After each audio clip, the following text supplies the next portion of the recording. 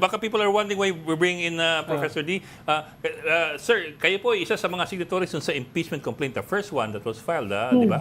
With, against VP Sara Duterte. Pero mukhang it's not even meandering in Congress, it's stagnating, at least as far as we can tell. Kasi tapos na yung isang linggo. Mabuti nga kung stagnating eh. Kasi yung stagnating parang that just happens on its own, no? Pero talagang ine-ignore siya eh. Yun yung basa ko. Kasi parang ano yung nangyari? December 2 kami nag-file. Yeah. 3 days later, nag-file naman yung second complaint, December 5. And then, yung third, 19. Hindi ko na masyado memorize yung date, pero December 18 siya kung di ako nagkakamali. And then, nakasad sa Constitution, 10 session days, this should be included in the order of business. Pero ano yung sinasabi parati ng SecGen? Nung nag-file yung second complaint, may third ata na parating. Tapos nung nag-file itong third complaint, may fourth atang parating. So parang hindi ata kami natutuwa sa parang ganitong pananalita. Kasi hindi parang lumalabas na hindi pa mahalaga para sa ating Kongreso, para sa ating House of Representatives pala, sorry nilahat ko sila tuloy, pero hindi mahalaga para sa ating House of Representatives na i-hold accountable yung isang tao na nagbaba ng mga grave threats laban sa kahit sinong tao, problema na yun. Pero even if I'm not a fan, yung elected president natin na mahalaga yun. May ganun talaga child sexual mahalaga yun, even if I'm not a fan. Ayun, parang lumalabas na hindi ang sinasabi bale ng Kongreso, hindi ito mahalaga. Hindi mahalaga na binabantaan ng pagpaslang yung mga elected leaders natin, which they are also a part of. So, what message does that send? Yes, Prof. Anong tingin mo dito sa dalawang statement last week?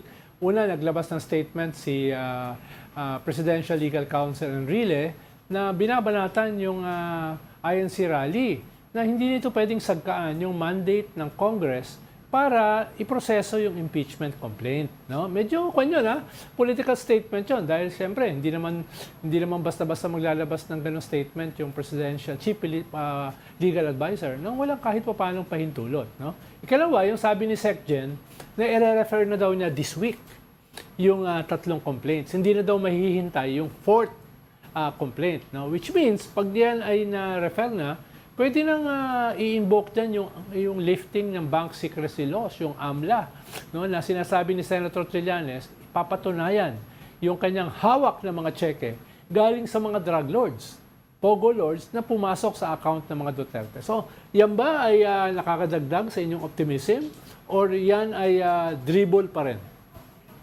Siyempre ang gusto talaga namin sa first impeachment complaint and nung misa noong Jan 16 sa EDSA Shrine, nagsama-sama yung ilang mga representatives ng tatlong complainant groups. Yung gusto talaga namin, mapagdesisyonan na ito agad-agad. No? So kung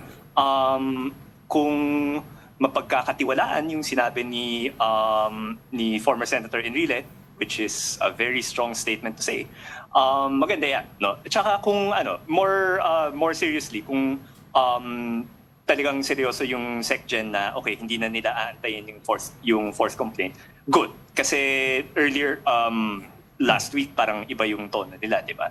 So siguro ang gusto ko lang i-emphasize sa Ronald parang in the end simple lang talaga yung tanong eh. Yung mga ginawa ni VP Sara, para sa akin yung pinakamalala yung pagbanta ng pagpaslang, no? Yung tanong lang talaga, tama ba yun o hindi? Yung mga complainants, or at least sa first impeachment complaint, kasi big part of our complaint yung grave threats ni VP Sara, para sa amin, mali yun, no? So, ang hamon namin sa House of Representatives, ang hamon namin sa Senado, pag umakyat doon yung impeachment complaint, tama ba to o hindi? At saka kung feeling nyo, okay lang yan, sabihin nyo ng malinaw, wag na tong pa-dribble-dribble na dinidelay nyo kasi nagpapasindak kayo sa kung ano ng grupo dahil lang may eleksyon.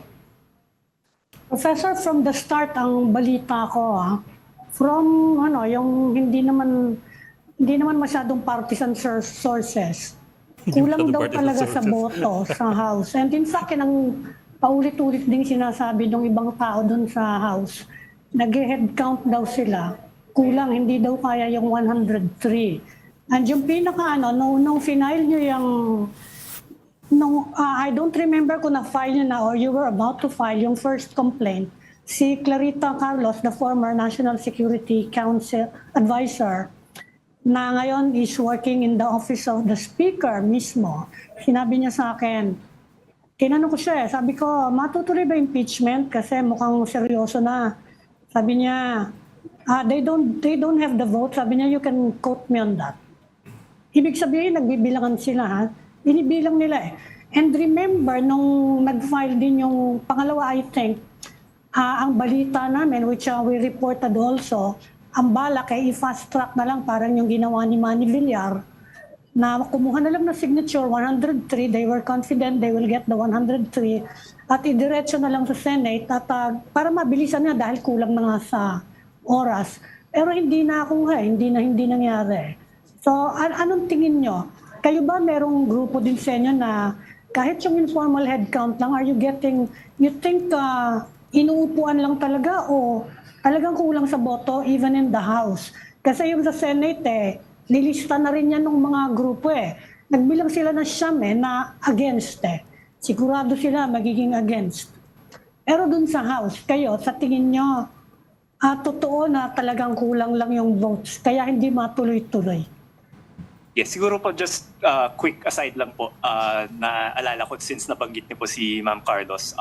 Si Ma'am Carlos ay kasama ko sa Department sa Political Science, so dalawa kaming lecturer po doon. So technically, I didn't want to correct Sir Ed, pero di na po ako prof technically sa UP Diliman. Parang lecturer na lang po ako. So naalala ko lang dahil nabanggit niyo. Pero ito pong sa yung bilangan sa House at saka sa Senate, siguro po Ma'am Ami, actually, right after we filed, natanong na rin po ako is there enough time? Kumusta yung bilangan sa Senate, sa House, and everything? And at least para sa akin, syempre napag-uusapan namin, okay, ano yung mga pwedeng mangyari? Pero nung nag-decide na yung first group, magpa-file ba kami o hindi? Yung tanong lang ba talaga, is it the right thing to do? Ibig sabihin, mali ba yung ginawa ni VP Sara na nagbaba siya ng ganong threats na binastos niya yung ating mga kinatawan sa pagiging patagon niya with respect to yung paggamit ng kanyang mga confidential and intelligence funds and all of her other violations of the Constitution. No? Tama ba yun o hindi? Hindi yun tama para sa amin. So tama ba mag-file? Oo. Diba? So kung ano yung gagawin ng Congress, yung Constitution natin napakalaki yung kapangyarihan na binibigay niya sa mamamayan. Pwede tayong mag-file ng impeachment complaint. Pero at the end of the day, tungkulin pa rin ng Kongreso na gawin yung papel nila, di ba? Na gawin yung role nila, yung constitutionally mandated role nila to file the impeachment complaint that's on the part of the House, to forward the impeachment complaint on the part of the House and to try the impeachment complaint on the part of the Senate, no? So kung yung mga bilangan, yung is it what are the numbers like and everything, kahit na sobrang even if the situation did not look likely, ang basa ng first group, push pa rin natin to kasi it is the right thing to do. And yung hamon namin sa Congress, for once in your lives, sige, baka that's too harsh, pero sana naman sobrang caricature na yung mga politiko natin na election lang yung iniisip, no? Sariling kapakanan lang yung iniisip. Please take this opportunity to prove people wrong. Na minsan, kahit na sabihin natin, baka mawalan kayo ng boto. I don't know, I haven't sat down to do the calculation. Pero sabihin natin, alanganin yung boto, no? Or sabihin natin, takot kayo na let's say, merong enough people sa House of Representatives pero ayaw lang nilang matalo sa Senate na ganon. Please, for once, do the right thing naman, di ba? Pakita niyo na hindi lang sariling kapakanan, sariling ego, sariling self-interest, sariling bulsa yung pinoproblema ninyo. Prof, Kiko, dahil, how Hindi nga about... lang siya prof hindi. talaga. Sige, hindi. Ako minsan tinatawag akong prof Mr. D. kahit kung ako drop out. Kiko na lang po, Kiko na lang po. Kiko. Kiko na lang, Kiko. Kiko, galing to kay Prof. Ronald, no? Hindi nyo na-emphasize yung kaso sa Confidential at Intelligence Fund na nandun sa ibang mga impeachment complaint. Di ba kasama rin yan sa first complaint?